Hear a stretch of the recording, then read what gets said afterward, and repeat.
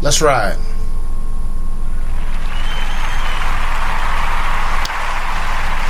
Dun, dun, dun, dun.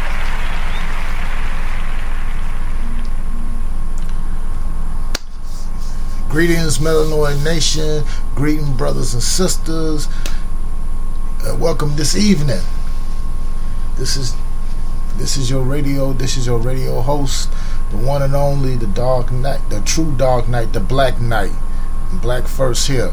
This is Mr. O, of the host of the Amazing, and welcome to the Amazing Show. Now, I was busy following up on the story of not just only the situation that happened up in New York with the bombing. I'm gonna jump on that on another time. I'm still getting information on that, and I really wanted to go ahead and discuss. I'm gonna discuss later on too about the murder by the race soldiers in Tulsa, Oklahoma. The murder of Terrence Fletchins, if I got his name, got the brother's name right. How he was murdered by this female race soldier of the Tulsa Police Department, and I'm gonna get on that later. But one thing that did come across me just now, and today, and is coming out right out the sports world, and this is with my boy Shannon Sharpe, who was the guest today on, I forgot the show with that fat Pillsbury Doughboy, Stay Puft Marshmallow looking joker, Jason Whitlock. But I want y'all to listen to the audio, because Shannon Sharpe was a guest on his show, and I'm gonna come back with my commentary. And it was concerning about the game between the 49ers and the Panthers, preferably Cam Newton, Colin Kaepernick. All right, let's move to America's number one topic, Cam Newton, Colin Kaepernick. There was an interesting development over the internet, a picture of Cam and Colin crossing paths after the game. A picture says 1,000 words. That looked like these two guys don't like each other. And then we look deeper into Colin Kaepernick's Twitter feed. Yeah.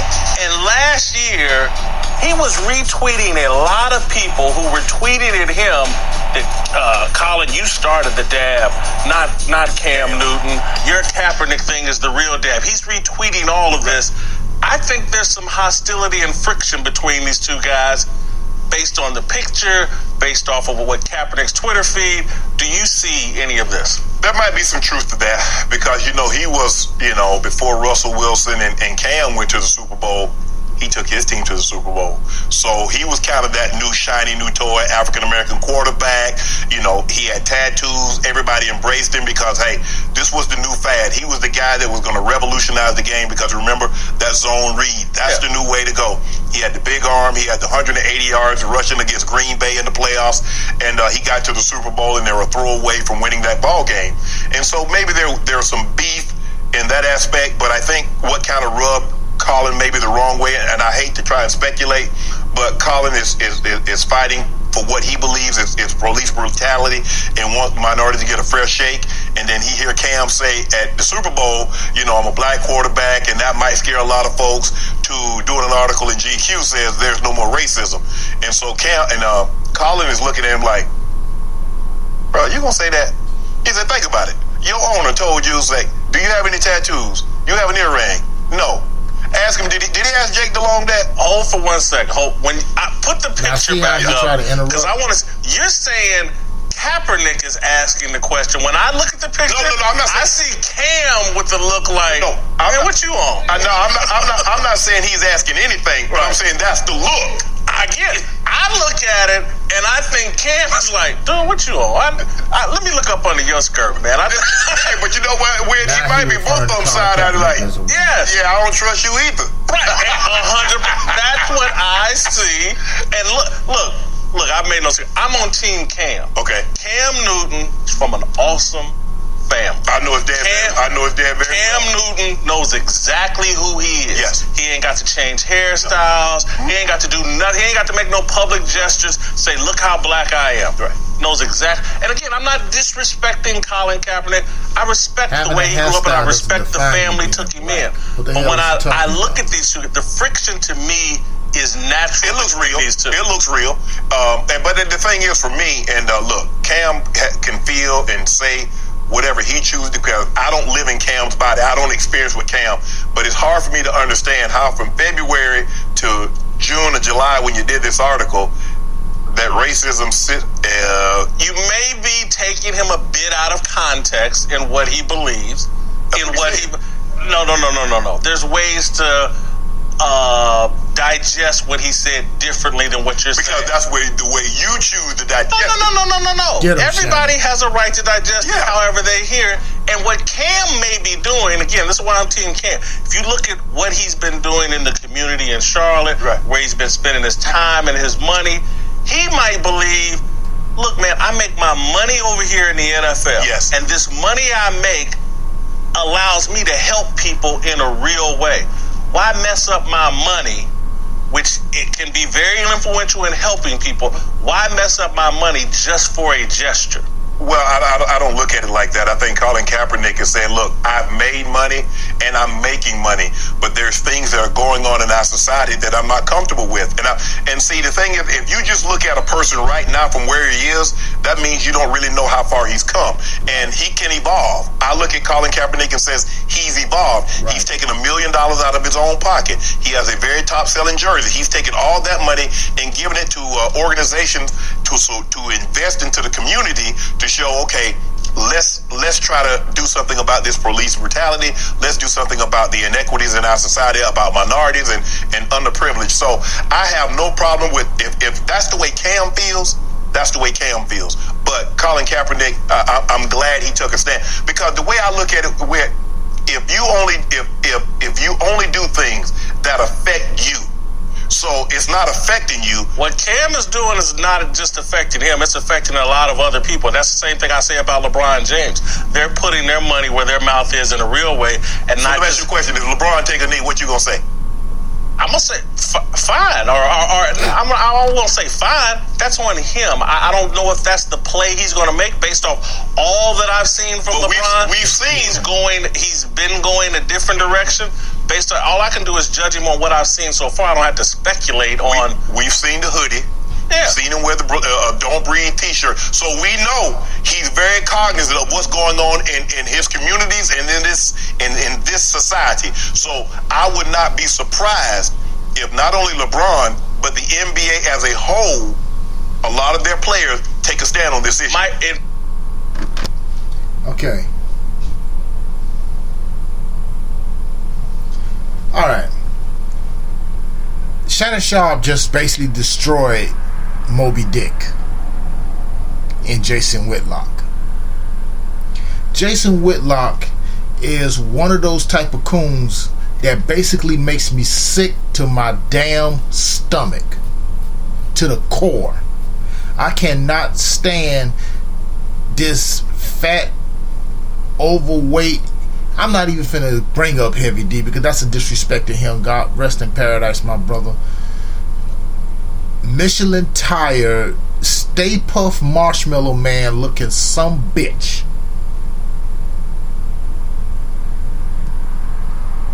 He basically was throwing shade at Colin Kaepernick like he did before the last time we heard, and this was from Taurine Rain and Mr. Superboy 223 and Jay Miller Speaks, that this some bitch gonna get out here. And when he made that stupid comment talking about saying that you have a harder chance of being killed by police as a black person, let me make the record very, very clear on my stance against these buck dancing, tap dancing, watermelon eating Negroes. Jason Weaklock does not speak for us. In fact, we don't want him to speak for us.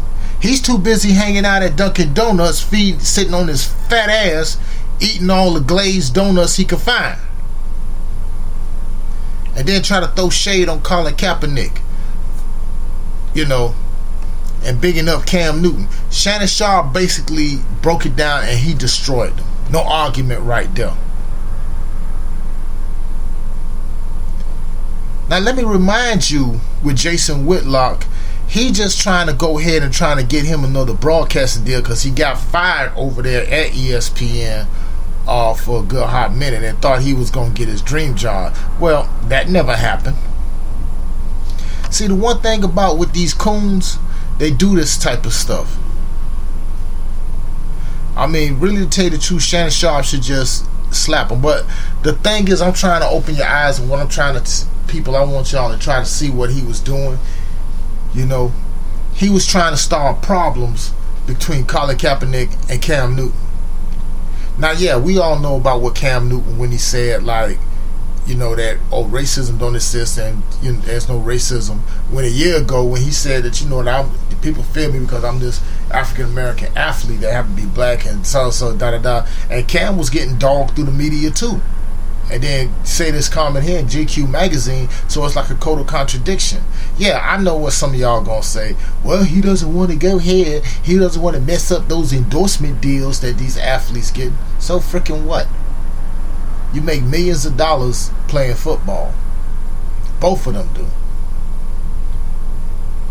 And on top of that, Whitlock, he's one of those type of niggas that basically, he's one of these butt dancing Santa boys. He trying to start some problem with two black people. And see, that's one of the main things coons always try to do. A play right out of the white supremacist playbook. They always want blacks to go against each other. And Jason Weaklock, from what I've been watching for him for the past few days, he stay on some BS. I mean, personally, I think Shannon Sharpe should have just slapped the shit out of him. That's how I feel. I feel he should have just slapped the shit out of him. Just really, really go ahead and piss me off. And as you can see in my in the picture that I got right there below is a picture. That's what they were referring to about the and I hate to assume the stare down between Cam Newton and Colin Kaepernick. Now it's been a lot of feeds been going. It's been that picture's been circling through social media and stuff like that. And then you got this joker, and on top of that, somebody please tell Jason Weaklock that he does not look good sitting up there with that motherfucking little pork pie, little mini fedora hat.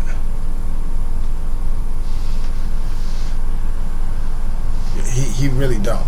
I don't know what he trying to think he is. Trying to think he cool, but this motherfucker wants to be Stephen A. Smith so damn bad. But the thing is, here's the problem. You can't mess with Shannon Sharpe. What Shannon Sharpe does Undisputed with Skip Bayless, and he's on there, it's like a breath of fresh air. Because see, Shannon Sharpe, he's not gonna coon. He's not gonna buck dance. He gonna come straight out and he gonna tell it like it is. This is why I always liked this Shannon Sharpe when he played with the Denver Broncos in that season with the Baltimore Ravens and came back to Denver and retired a Bronco in the Hall of Famer. Okay? Straight out of rural South Georgia country. Just like my roots lie in the country. Although I was born here in Miami, but my parents were born in the country. But people like Jason Weaklock, they really make me sick. Got some little self-hate issues and all that, thinking that he's trying to say stuff, throwing shade at Kaepernick to go ahead and please his bosses in the background and all that. Tariq Nasheed said it best. These coons, this cooning ain't gonna save you. Him, Ray Lewis, Charles Barkley, Shaquille O'Neal, a lot of these other coon athletes turn broadcast analysts and stuff like that. Now, I'm gonna say this once, I'm gonna say it again. They do not speak for us. And kudos go out to Shannon Sharpe for putting this fat fucker in check. Because the pictures like that, you listen to that interview and you look at the pictures over there on my podcast there right now, and you judge for yourself. because one thing that want to structure my quarter, but I'm gonna be back later on tonight to discuss something. And so I'm gonna just go ahead and I'm gonna cut this one short, because I know a lot of y'all are getting ready to tune in to Monday Night Football. My beloved Bears are playing against the Philadelphia Eagles, but I'm not here to discuss sports or play-by-play. Although that may come one day. But before I go, first thing first, I want to give a shout out to all the black-owned businesses here in the South Florida area, particularly like Kai's Kitchen 305, that's on 762 Northwest 62nd Street in Liberty City. So therefore, if y'all want best bang for your buck, come on down there and get it. Also, give a shout out to Mr. Tyrone Green for Green & Sons Shoe Repair. People, you want to get your shoes repaired? This is the man to do it. They've been in the business for like over 50 years, and it's still counting. Also, if you're looking for a new to upgrade your wardrobe, modified, doing all this, head over to Rasul's Menswear, well known throughout the country when people come down here to South Florida. And also, I'm gonna add on to this as well. Let me give a personal shout out to Headliner Marketing Group. They're well known throughout the South Florida area on the club scene, on the nightclub scene, on the party circuit. They put the best parties out there. You know, you heard of them. Personal shout out to Michael Gardner. Do your thing, bro. You know, give a shout out to him. Y'all need to come support that, because black owned, black operated. Michael Gardner, Lewis Oliver. Also give a shout out to the rest of the headliner crew. You know, they're the ones who keep it popping on Thursday nights at Story, which is on the beach. But you know, but their biggest and their best venue is always Club Live. Hashtag Live on Sundays. Can't be denied. So once again, this is your main man. This is me, the Black Knight himself, the original Knight Rider, Mr. O. I'm going to go ahead and sign off, and I'm going to check back with y'all later. And we calling this one on Mondays, we calling this the Monday Reports. Check y'all back in a few.